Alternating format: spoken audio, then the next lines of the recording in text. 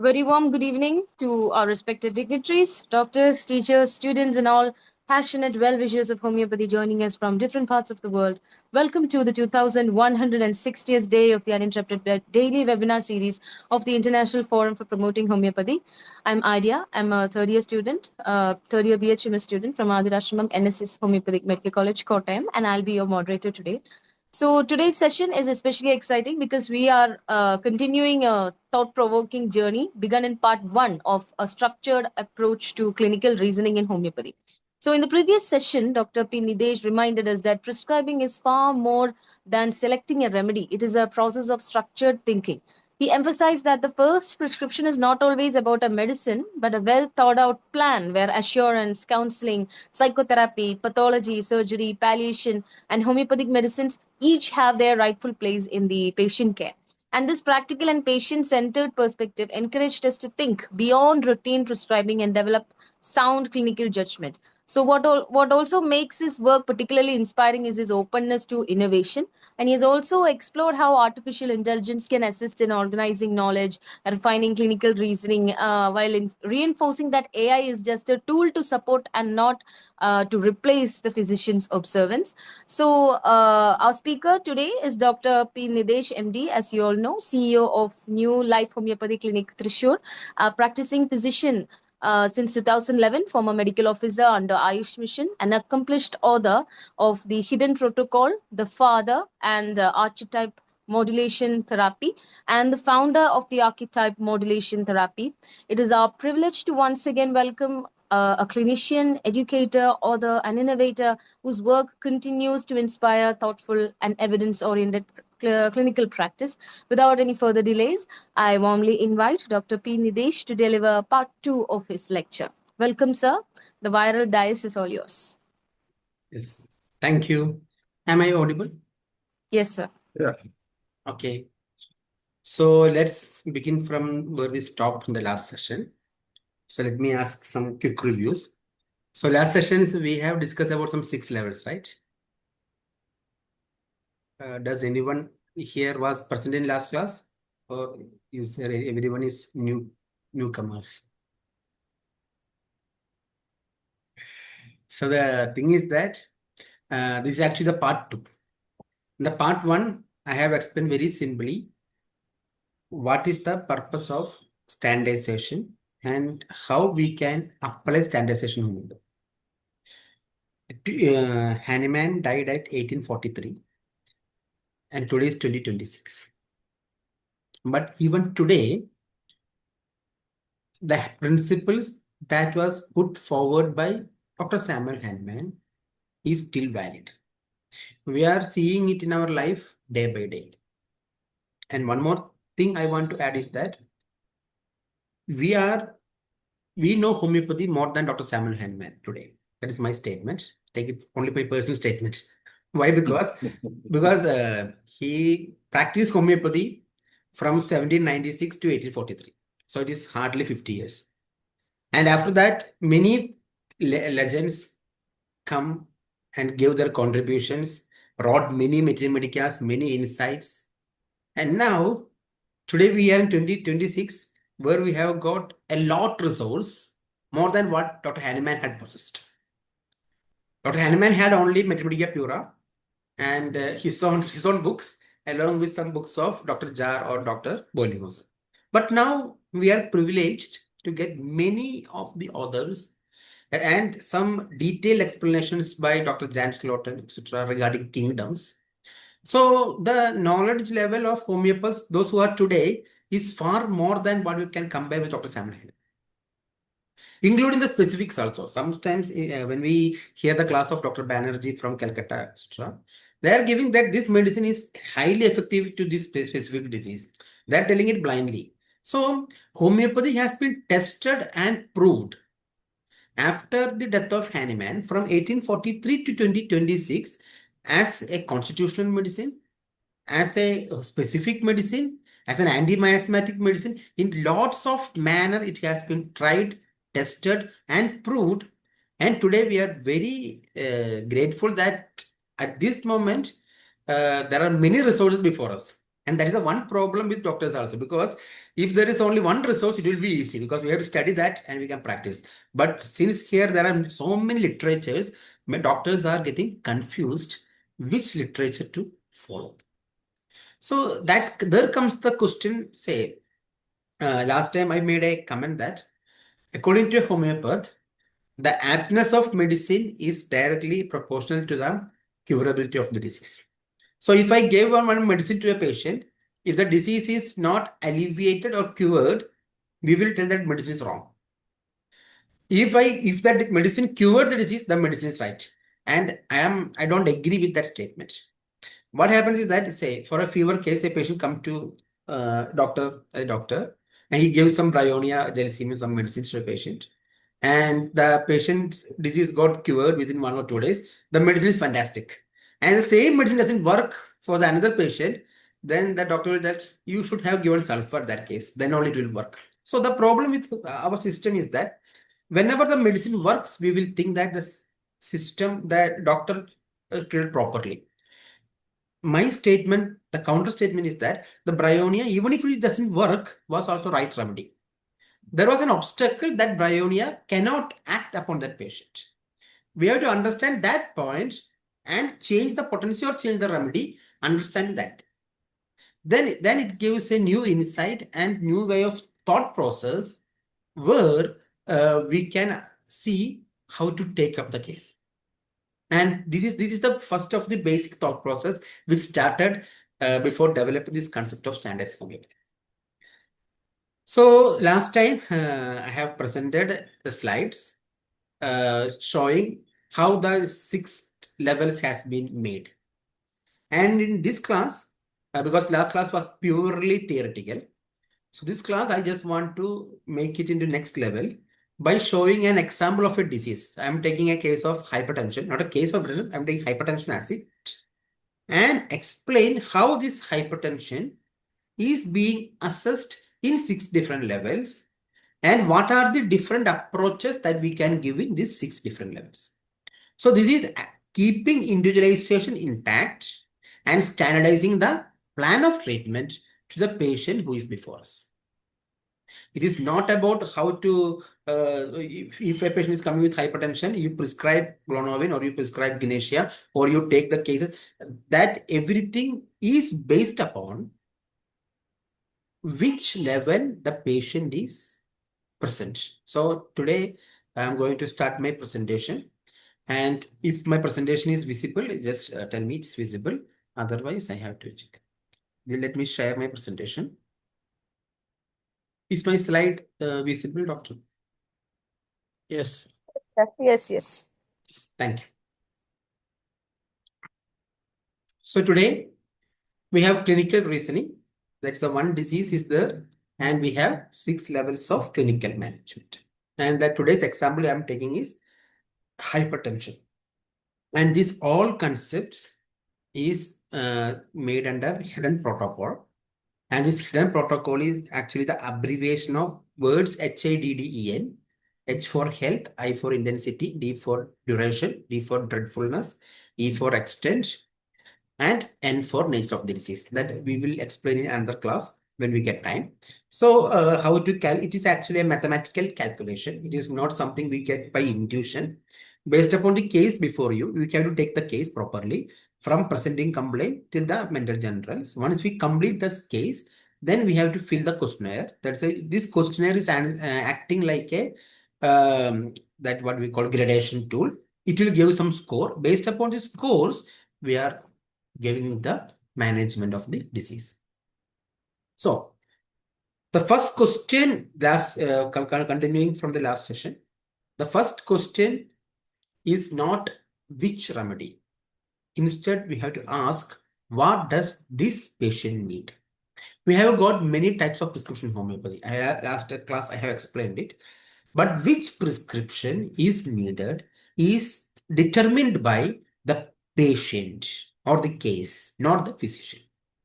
The knowledge of the physician must not be a barrier in treating a case. Why? Because the case itself decides which type of treatment it needs. It may need symptomatic treatment. It may need a pathological treatment. It may need an anti-miasmatic treatment. It may need a constitutional treatment. That all decisions are made by the case before us and not the physician. So the first purpose of this standardized system is that the knowledge of the physician must not be an obstacle in treating the patient. Especially for the beginners who have started practicing in homeopathy. They have studied organon and materia medica and other subjects from the college and come out with some experience they have got from the college. And when a case comes before them, they will prescribe with results, but it is not a consistent one. Why? Because when they see a case, they may give a constitutional medicine to a patient where pathological medicine may be needed.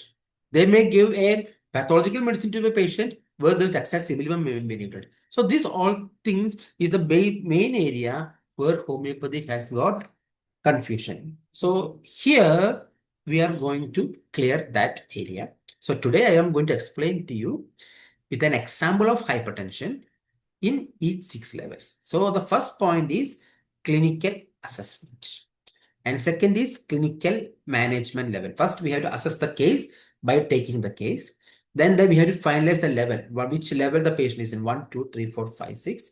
Then adopt the treatment plan based upon that level. Focus for level 1, symptomatic treatment is enough.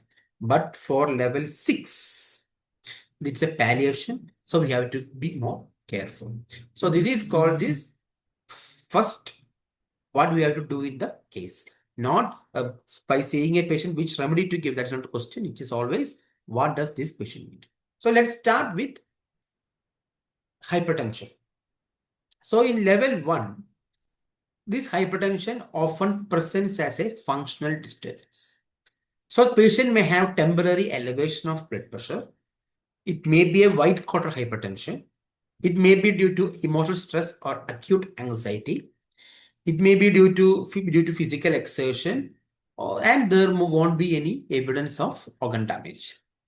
So here our purpose is just to see why this hypertension has. So sometimes if there is an exam which is going to coming in next few days, so it may be the cause of hypertension. So at that point it's just a functional one. At that point the prescription may be mainly acute symptomatic prescription, and this is only based upon symptoms we can prescribe. There is no need to see about pathology. There is no need to see about miasm or anything. This is just a functional disturbance. Treat it with symptomatic management, like Hahnemann taught for acute disease. There's a complete symptom, location, sensation, concomitant modality. That is for level 1. So if a physician who is seeing level 1 cases the most will be prescribing the medicines based upon symptomatology alone. There is no need to see other things. This was what Hahnemann was doing before finding out miasms. So before finding out miasms, he was taking the symptoms. He was calling the totality. He prescribed the medicines. And what he found was that in the chronic diseases, the disease is not going. It is again recurring. And then he went to the fundamental cause and removed the fundamental cause. Only then what happened? The disease progression stopped. So this the level 1 and level 2 cases are those cases before the involvement of miasms. So when level 2 comes, the disease becomes established. So there what happens is that you can see the BP becomes persistent. It will be 140/90 or more than 140/90. Always, whenever you check, there may be mild, there may not be any severe pathological changes. Mild pathological changes you can see, because there will be family with a family history of hypertension, old age people, senility. Likewise, you can see at that time you have to give a prescription which covers that pathology also. So we must not remove the symptoms. Symptomatology must be there along with selective medicine which covers that part. For example, after taking the case, if we have got 2 medicines or 3 medicines, and among that 3 medicine, if you suspect a renal hypertension, we have to select a medicine which has more proneness to kidney. among the remedy list, from that you have to select like that. Then only it can give a change in that case. That is where some pathology has been established. And these two levels are those levels where allopathy, Ayurveda, homeopathy, any system of medicines can work. Because the miasm is not yet established here. So only after level 2, the miasmatic plague comes. And when the miasmatic plague comes, we have to prescribe an anti-miasmatic medicine, without which the disease will progress indefinitely and the patient may go with palliation. That is why you can see in case of hypothyroidism, diabetes mellitus, hypertension, or so whatever is called lifestyle diseases, they does not have a proper conventional treatment. That what they have is conventional management. So they are managing these diseases. So what happens when they manage these diseases without proper intervention? The disease, as told in aphorism 72, this vital force will offer its useless resistance, but it fails till the end of the decline of the organism. That is what we can see in all lifestyle diseases. Example for um, diabetes, we can see starting with the diabetes, uh, moving to peripheral neuritis, etc. The thing is that the anti-miasma treatment has not been given to that cases.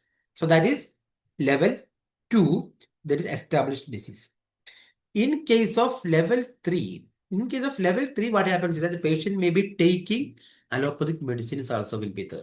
So even after that also with the medicines also the symptoms may come down and it may go up. The patient will not have any permanent cure, or there may be some period where without any hypertension. At that point, we have to understand that the disease has moved to the level 3. Whenever you take the scoring system, it will come as level 3 case. I will just show you how it works once the time permits, how these levels are calculated. And in the level 3 cases, we must prescribe an anti-miasmatic medicine. So when I talk about anti-miasmatic medicine, I meant proper Hahnemannian anti-miasmatic medicine, like antipsoric for non-venereal diseases and antipsychotic for suppressed gonorrhea and antisyphilitic for suppressed syphilis. So only these three, that is called anti-miasmatic medicines. So antipsorics, antipsychotics, that is Tuja, and antisyphilitic, that is Merxol. So one remedy is antipsychotic and one remedy is antisyphilitic. That is called anti-miasmatic medicine. So in almost all cases we see will be antipsoric itself. So we must prescribe an antipsoric for that case as an intercurrent.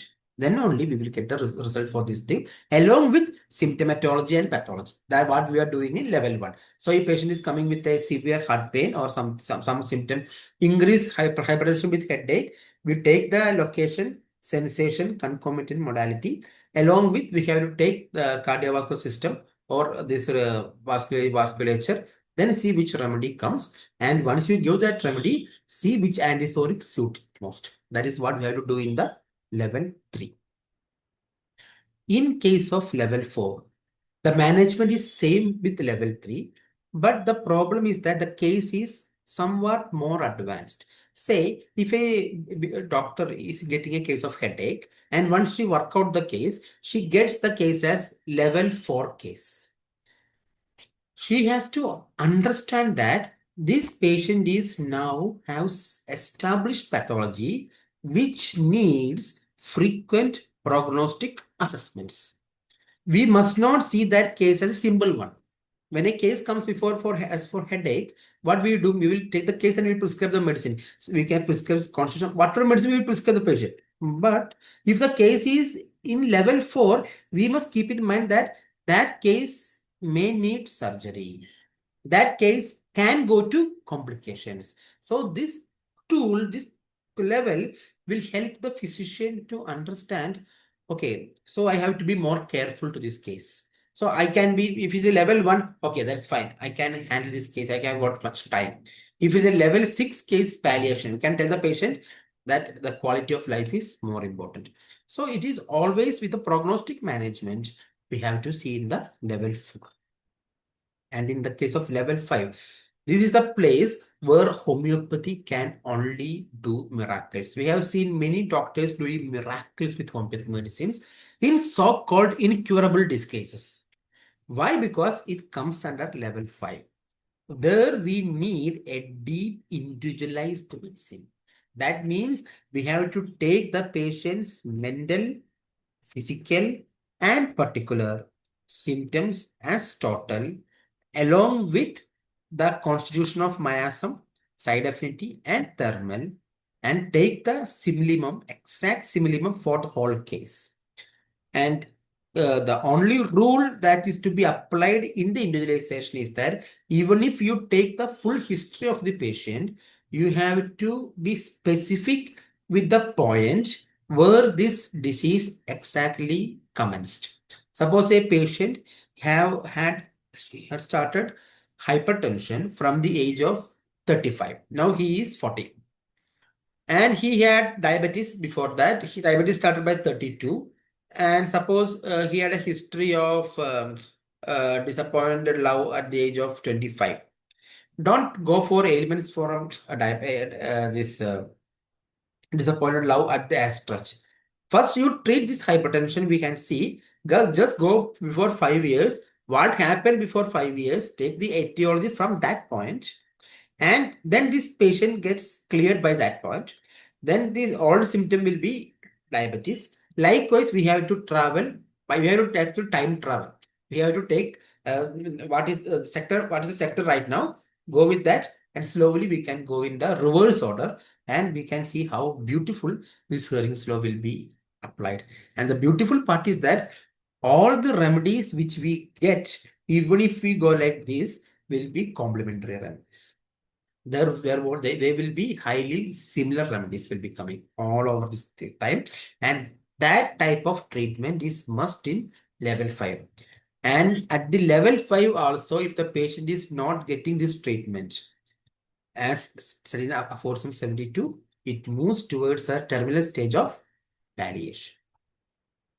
And at this stage of palliation, the renal disease will be end stage, will be congestive cardiac failure, there will be hypertensive cardiomyopathy, vascular degeneration, multiple organ damage. So palliation, we have that problem. So that we need a palliative prescription there to improve the quality of life.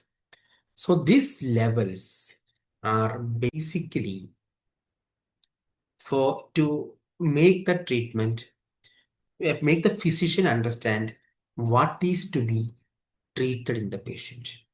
It is not like this patient must be, in the case of hypertension, you can prescribe echinacea 1 hour stat, and followed by this any mother tinctures or any potencies. Say, we can give mother tinctures, you can give potencies, you can give specifics.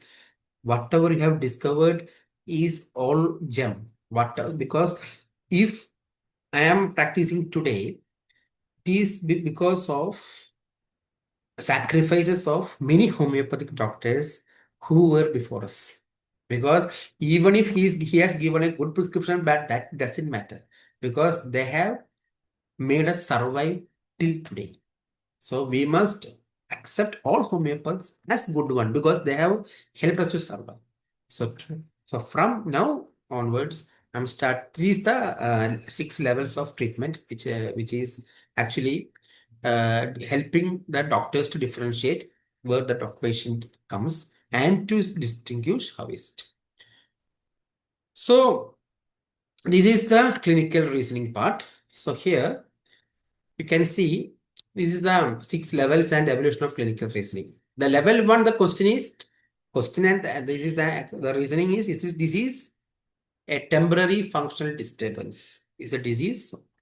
The level 2, how to control this disease process. And level 3, why this patient is expressing disease differently because of the anti-miasmatic involvement from level 3. And level 4, what complications this can go. And level 5, our first task is to find out which medicine that closely resembles to this patient's totality. We have to take from the time of the onset of the disease to now, and we have to take the totality. And then the level 6, it will be our purpose will be to reduce the suffering and improve the quality of treatment. So this is the 6 clinical decisions which we have to take during the progress of the disease. So this all system is based upon this mathematics, and this calculation is mathematical. This is not intuitive. When I see a patient and I feel this patient, here there is no qualitative analysis. This is just a quantitative analysis. This is just converting our case record into a questionnaire which gives us the result where it says that this patient falls under this specific level. And so, and when we standardize this thing, it comes that what disease, the sequence is what disease the patient have, what level of clinical management the patient require, what is the treatment objective, what type of homeopathic prescription is appropriate to this patient, and which medicine best fulfills the objective. So these 5 points will be covered in all cases. If these 5 points, I want all doctors to note down. Why? Because even if you follow any type of treatment, any system of treatment or any type of methodology, these 5 questions must be answered. What disease does the patient have? What level of clinical management does the patient require? What is the treatment objective? What type of homeopathic prescription is appropriate? And which medicine best fulfills that objective? These 5 points must be there in every cases we treat. Even if you use this method or any method, but these 5 questions must be answered. If these 5 are answered, I can tell that we are treating judiciously and rationally, as Dr. Henneman told, because the patient is coming to us with a trust that doctor will be handling us better. So this is the 5 points which helps us to see whether we are doing justice to patient. So this is what about the standardized clinical reasoning.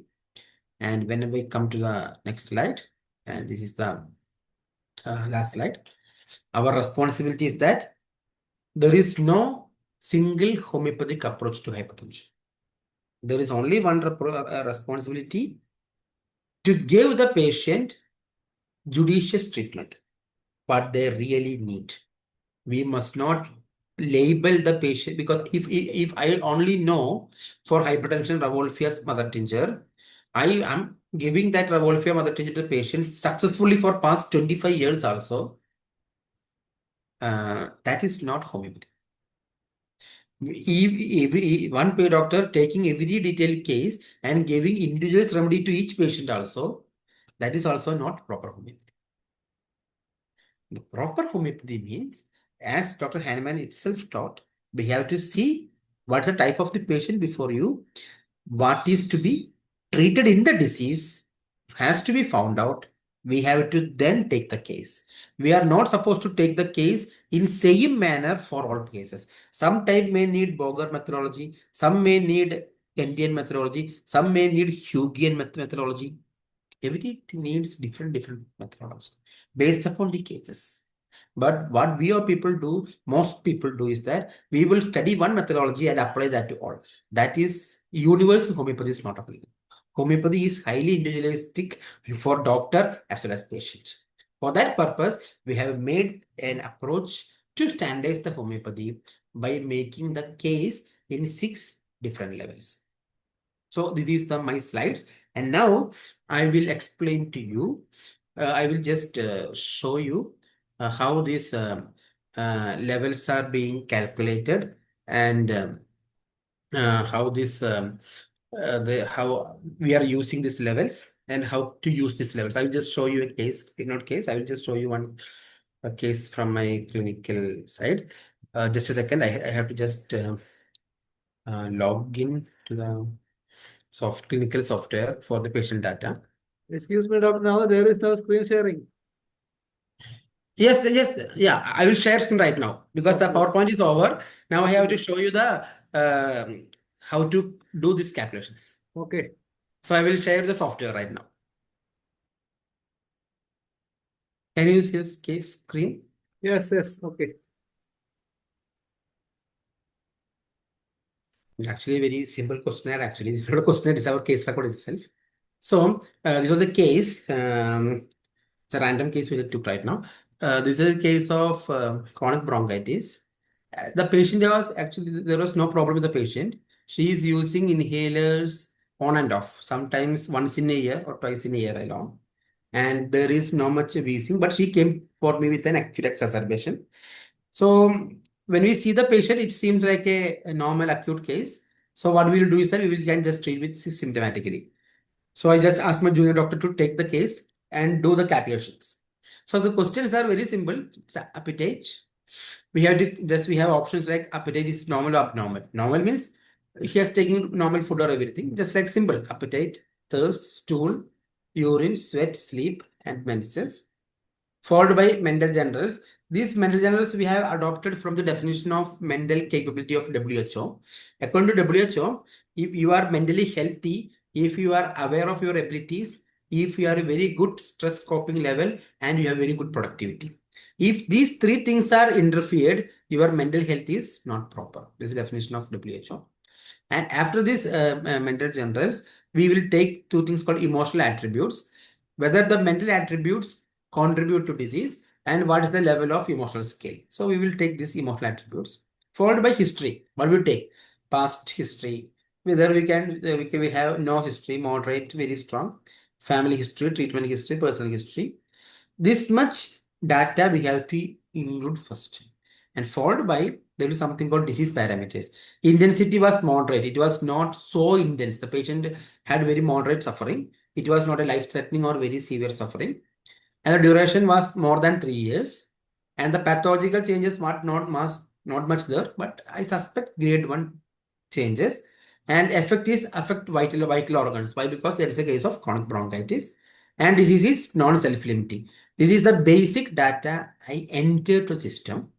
And it returned like that. The case comes under level 4. So once the level 4 strike, we have to keep in mind that this case has some complications and we have to go with some prognostic.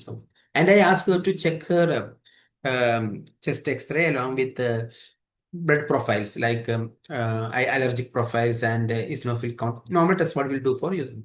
And her eosinophil count was nearly 1,000 and her IG was nearly 4,000 and her this chest x-ray, the x-ray showed some patchy area. So I have asked her to take HRCT for confirming that thing. So it was obvious that whenever there is level 4, it is going to the very difficult stage. And then it came with a level of HP score of 25 and the disease score of 4. And higher the score, lower the chance of curing. So what happens is that you can see the curability of the case is 47%. Less than 50% chance is there for curability. So that means that the patient may have this suffering throughout because the pathology is somewhat established and because the disease intensity is high.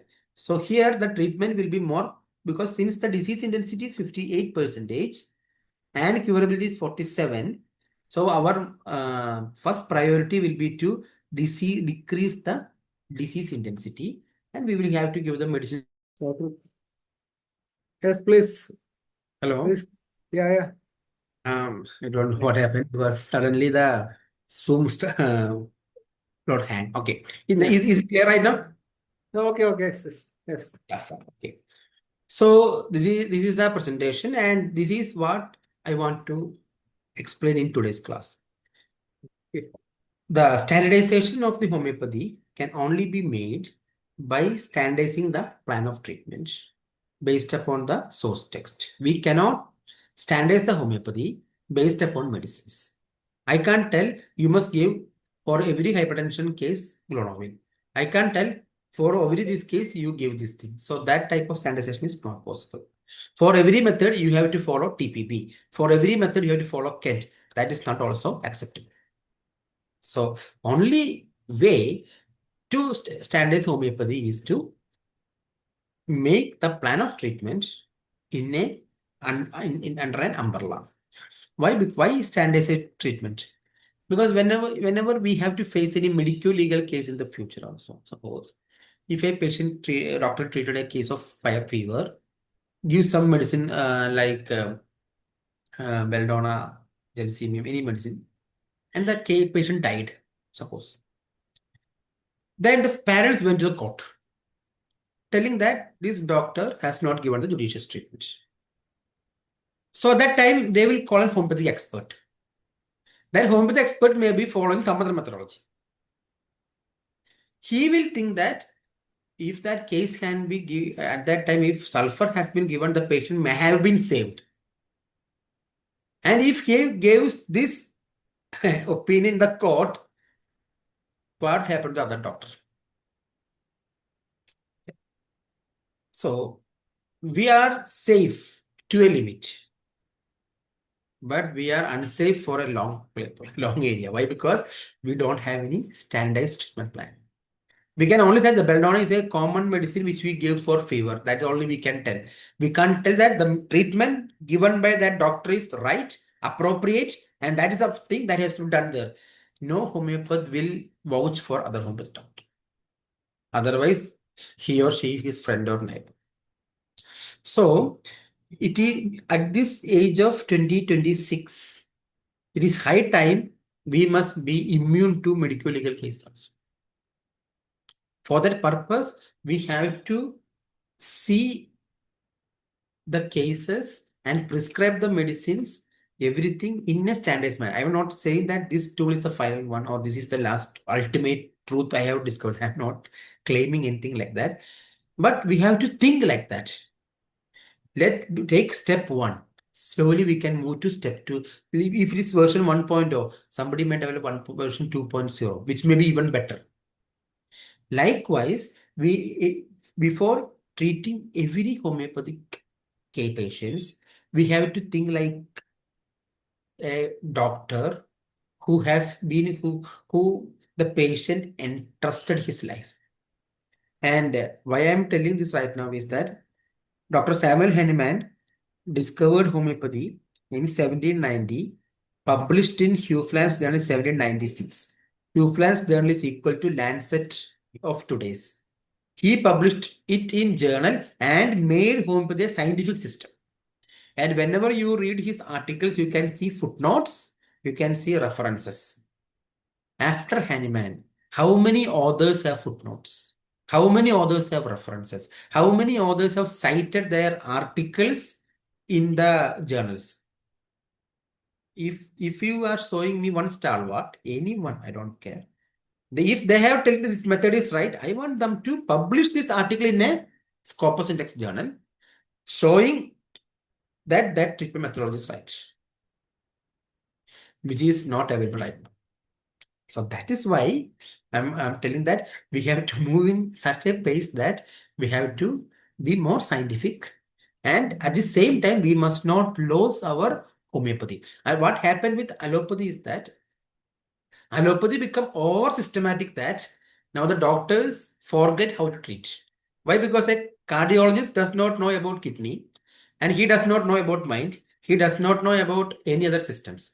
So what happens is that the cardiologist has to refer the patient to another physician for the abdomen, another physician for the knee pain. So for right now, the doctors, due to over specialization, now is not able to treat properly a patient. And the physicians, so-called GPs, are there just to refer the cases to the specialist. And now there's a great opportunity for the homeopaths, those who know every part of the disease, to treat and to secure the part of the physician. So that all the patients comes to the physician as homeopathic doctor. And from us, we have to refer to the specialist. We have to refer to the cardiologist. And from the cardiologist, we can get back the result. We can give the medicine for that. And if surgery is needed, let them do the surgery. We are not doing surgery also. Like that, we have got a very good opportunity right now because we have to be the first line physicians. So my request to the IFPH, everything is like that. How to explore that area? How to utilize this? How to make the homeopaths who's passed out from the college think in a similar manner? So these all thoughts when come to the mind, and I discuss with father, Dr. Radhakrishnan. He's here actually. And then only these ideas came to me. That is what I have presented in +2 sessions. I have made the topic very small. Why? Because if I explained it into very detail, it will become more confused. So I have taken just 0.5% of the total content, which in your own language. And I think I have made the session which is understandable to you. And now if you have any questions and session, you can ask me. After that, if you need any explanation also, I can give to you. Well, it's time for discussion. Those who would like to participate, please raise your hand. But I think that you mentioned about this protocol. I think there is a protocol that should be designed and approved by the NCH or CCRH. Otherwise, the courts or higher bodies will not accept it. That's the main problem. Yes. What is your opinion? Yeah, that's true. Say, because to come into the curriculum or to move into the proper part, it needs approval by NCH and other authorities. So what I did was that I tried this on my own patients for past 7 years, and only when now I know that this works properly because I know how I think in the case, and what this tool tells is also exactly similar. And I tried with my colleagues and etc. everything. So then only I presented this here. I have presented the same concept on LMHI, that is in the LMHI UK presentation. Same thing, just to present this concept.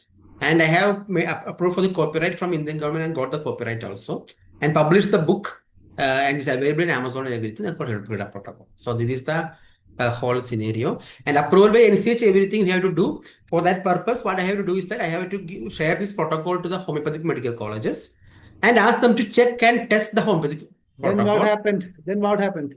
No, actually, I have not said nobody is willing to change what they are doing right now. Yes. Well, you can see a similar situation 200 years back when Boni has asked for a proposal, how to make a protocol, run a case taking. But after so many years, 2 years, he was desperately saying that nobody is responding to my query. That's the situation. Okay, now we will go to Dr. Bibu Prasad Panda, sir, please. Dr. Bibu Prasad Panda, sir. Yeah, please come on. Yes, sir. Am I audible, sir? Yes, yes, of course, please. Actually, it is really appreciated the 6 level of management and coming to the conclusion about the remedy. Sir, your concept is highly appreciable. What I am telling that hypertension is not a disease, it is a symptom of certain diseases. So you explain how to deal with hypertension, that is the outcome of certain cause, and nicely you have presented about the constitutional approach, miasmatic approach, and symptomatic approach, whatever approach you have mentioned.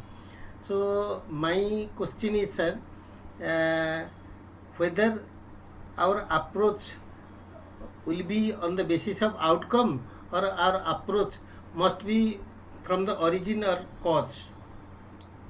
Okay, sir. Sir, if a patient of hypertension is coming to me, I don't know the patient before, right, sir?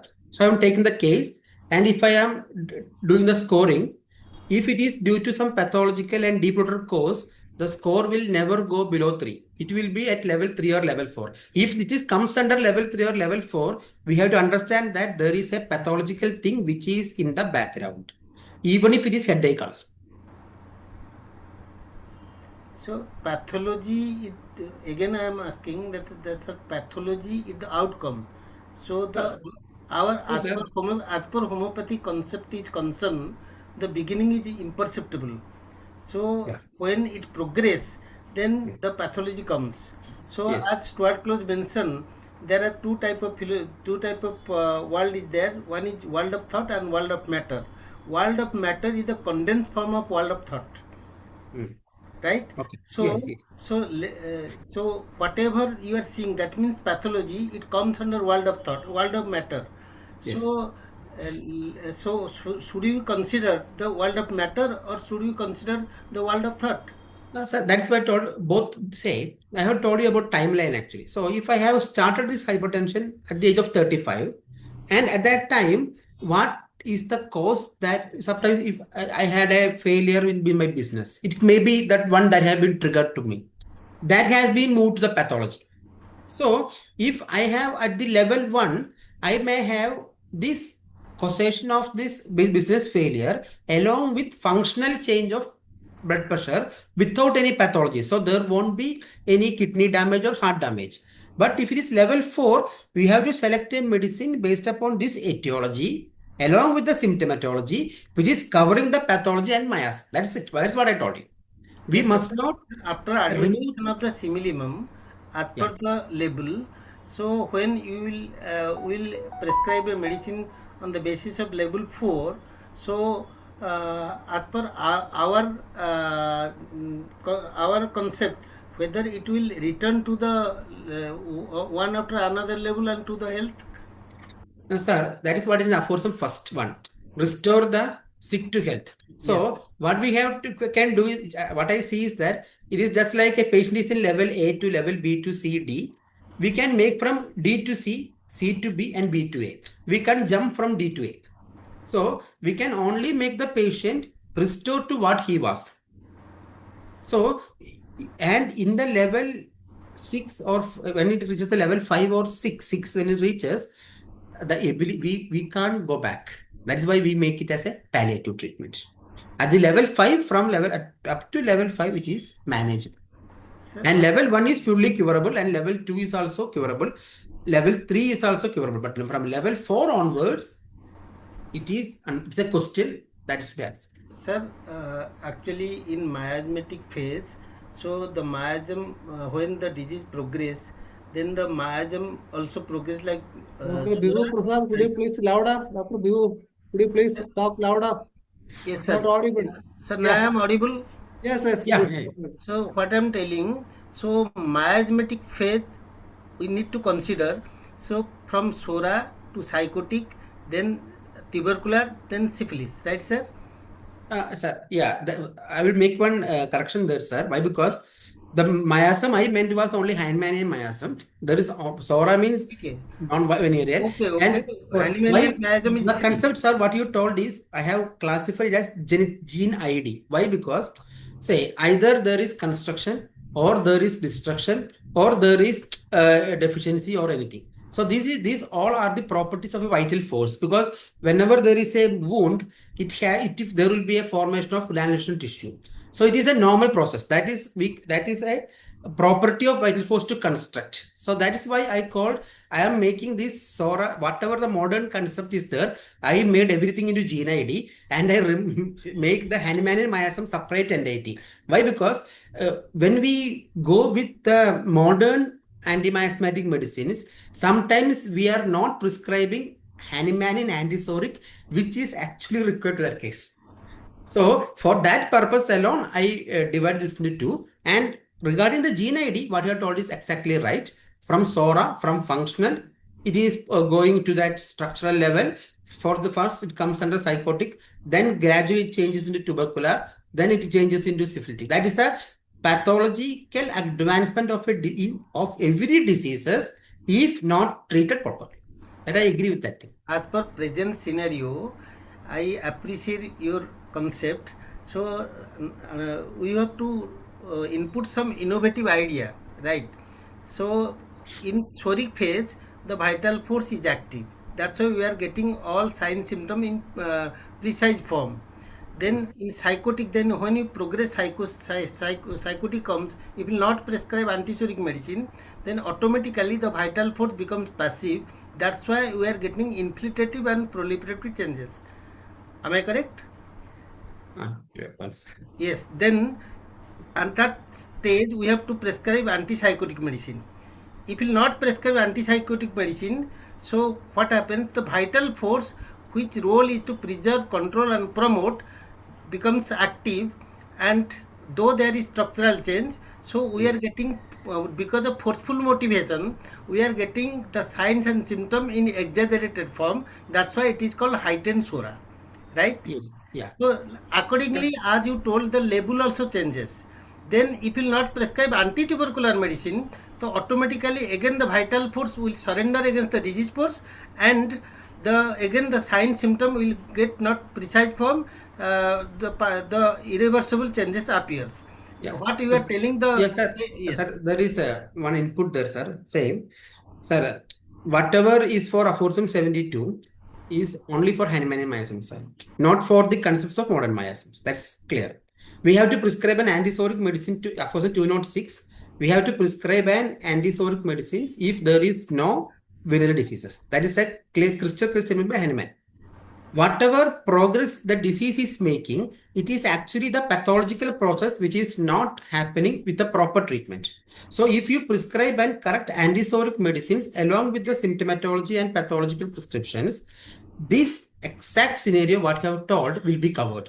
At that point, because I don't went to that much detail. Why? Because this will become very confused class. So I am just taking, I told you, just 0.5% of the total concept I have explained today. Because if I explain in detail, many of the doctors may get very confused. So that's why I very concluded my session to very small part. Okay, we can have the third part definitely. So we can have further more discussion. And Dr. Thank you, sir. Thank you, sir. Thank you. Dr. Thank you. Karnagal wanted Thank to you. talk to you. Dr. Karnagal, you can unmute yourself. Yes. Sir, whatever you said, very nicely explained the 6 levels of prescription.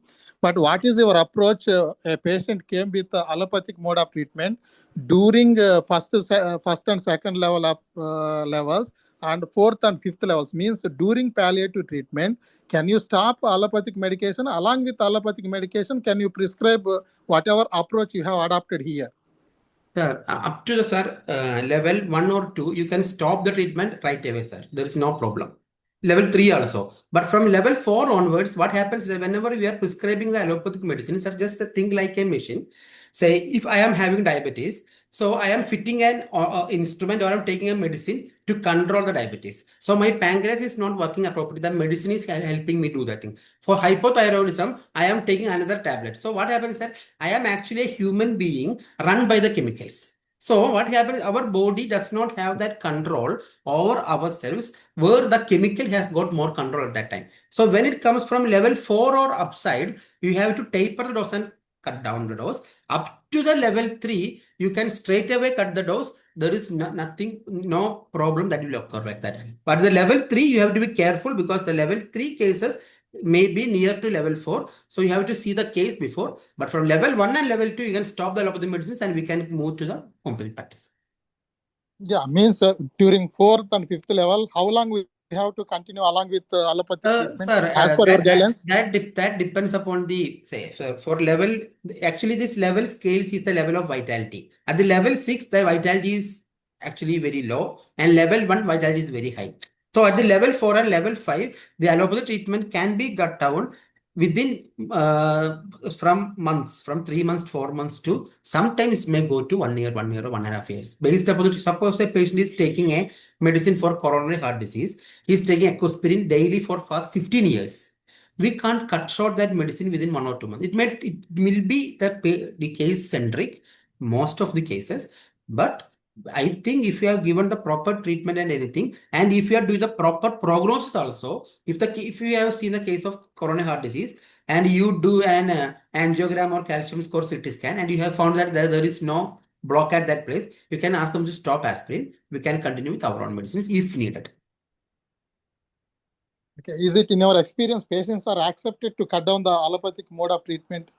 Sir? Yeah, sir. Yeah. Actually, especially for these heart blocks, etc. I have asked many patients to stop the allopathic medicines because the allopathic doctors, sir, when you are taking aspirin, I will tell you something. It is not dissolving your clot. It is thinning your blood. If you met with an accident, you will die with bleeding. So whether you have to die with bleeding or whether you have to die with heart attack, that's a question. So Yeah, treatment what they are doing. So I don't encourage taking aspirin for a long time. Yeah. During homeopathic treatment, can happen any health emergency? What is your approach? Means all of a sudden rising up high level of acute hypertension, status hypertension. What is your approach, sir? Dr. Sir, we have. Sir, we are running out of time. So we can have the third part, and at the time we can have further more. Okay, sir. Okay, sir. Thank you. Okay, it's up to yes. Ms. Saide, Sir, shall I conclude? Yes. Okay, as we come to the end of today's enriching session, on behalf of the International Forum for Promoting Homeopathy, I extend our sincere gratitude to Dr. P NIDHEESH for sharing such a systematic and practical approach to clinical reasoning. So your emphasis on structured thinking, patient-centered decision-making, and your willingness to integrate modern tools such as AI into homeopathic learning have given us so much to reflect upon and apply in our own patients. I'm sure today's part 2 has strengthened our understanding and inspired us to become more thoughtful clinicians. Thank you to all the doctors, teachers, students, and well-wishers of homeopathy who has joined us this evening and made this session meaningful through your enthusiastic presence. Heartfelt thanks to the IFPH team and all those working behind the scenes to make this uninterrupted webinar series movement possible. In case if you have missed any of our lectures, we have the IFPH Daily Talks YouTube channel and we upload videos daily. Thank you, everyone. Stay safe. Thank you. Thank you, Doctor. Thank you. And thank you, Ms. Aria. And tomorrow we will have a session from Dr. Hidat N. Mehta, the principal, Rajkot Homeopathic Medical College, Pearl University, and we'll be talking about an insight in various respiratory maladies and homeopathic remedies. Thank you all. Good night. It's over to Dr. P. Shaila to moderate the Malayalam session.